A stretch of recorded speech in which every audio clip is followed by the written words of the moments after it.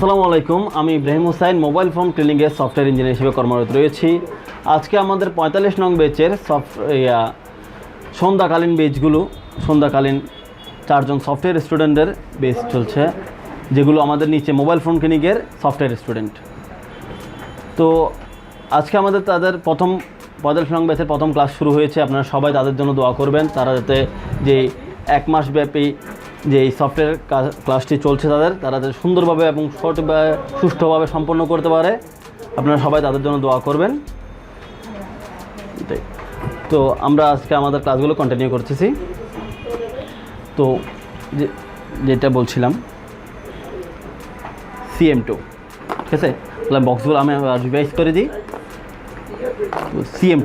CM2 dongle দিয়ে আপনি China, local China যে সিম্পনি, ওয়ালটন, মাইক্রোম্যাক্স এবং আদার্স ব্র্যান্ড যে ব্র্যান্ডগুলো ফোনগুলো আছে, এগুলো flash, lock unlocking, FRP lock unlock, IME repair, basement repair এগুলো করতে পারবেন CM2 ডঙ্গল দিয়ে, ঠিক আছে।